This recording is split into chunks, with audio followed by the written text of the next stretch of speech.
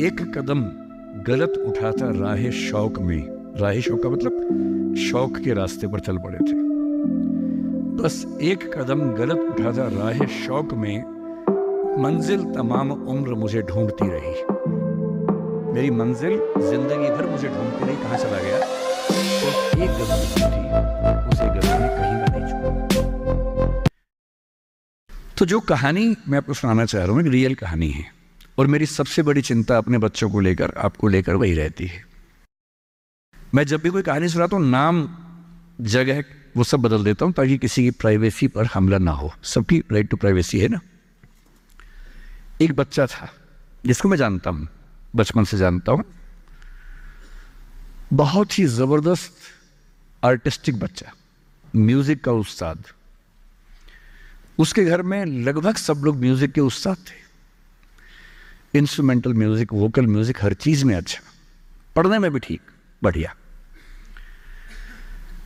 और जब हम स्कूल में थे, वो मेरी क्लास में तो नहीं था, थोड़ा सा अलग क्लास में था, पर स्कूल में बहुत पॉपुलर था, being into music. I was in debating, he was into music.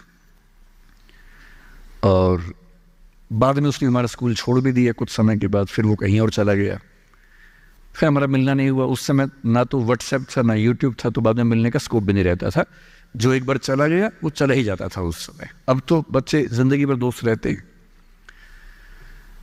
फिर जब मैं दिल्ली यूनिवर्सिटी में आ गया, ग्रेजुएशन कर चुका था, उसके बाद अचानक मुझे एक बचपन का दोस्त मिला जिसने मुझे एक इंटरेस्टिंग क्या, डेवास्टेटिंग बात बताई।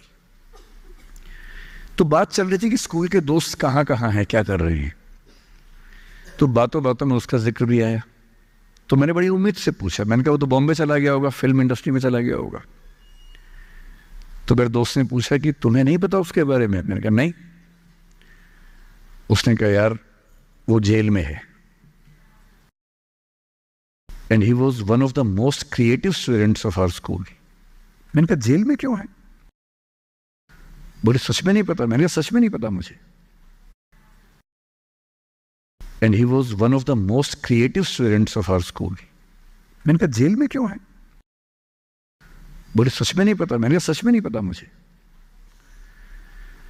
बोले वो ग्रेजुएशन करने के लिए जब गया तो पता नहीं क्या हुआ, उसकी थोड़ी संगति खराब हो गई। बैड कंपनी जिसको हम बोलते हैं, जो इस उम्र में अच्छी लगती है, वही वाली। तो कॉलेज लाइफ में थोड़ी बहुत बैड कंपनी सबकी होती ही है, हल्की फुल्की होती है, एक सामान्य बात है। अच्छा, बच्चा बच्चा ना रहे ये भी तो अच्छी बात है ना। थोड़ा बचपन तो जीना भी चाहिए, थोड़ा शरारतें करनी भी चाहिए, पर किसी किसी का दुर्भाग्य होता है कि ज्यादा हो जाता है। उसके साथ ऐसा हुआ। उस सब प्रोसेस में उसको ड्रग्स की आदत लग गई। और ड्रग्स की आदत, ड्रग्स एक ऐसी चीज है, एडिक्शन ऐसी चीज है कि उसमें वन वे रास्ता होता है, टू वे नहीं होता है। आप जा सकते हैं, वापस नहीं आ सकते। मतलब 1000 लोग जाएंगे तो उनमें से एक आध वापस आएगा, वो भी इतने मुश्किलों से जो ऑलमोस्ट इम्पॉसिबल है। I have seen many such cases. Social welfare department से मेरे कई दोस्त ऑफिसर्स हैं, तो मैं उनसे जब पूछता हूँ बताते हैं, मैंने ऐसे लोगों को देखा है 10-10 साल से स्ट्रगल कर रहे हैं एडिक्शन से बाहर आने के, नहीं आ पा रहे, खत्म हो गए हैं। उस बच्चे को ड्रग्स की आदत पड़ गई कॉलेज में जाके, पेरेंट्स को पता ही नहीं था। तो जब पेरेंट्स को भनक लगी तो उसको दबाव बनाया कि तुम घर आ जाओ। अब वो जिस कंपनी में था, दोस्तों वाली कंपनी में, वहाँ अब ड्रग्स तो बहुत महंगे होते थे, पैसे घर से बहुत कम आते थे, जितने पैसे एक मिडिल क्लास फैमिली दे सकती है। अब वो घर से ज़्यादा पैसे मांगने लगा, पैसे मिलते नहीं थे। उसको अपने ही घर के लोगों पर गुस्सा आने लगा।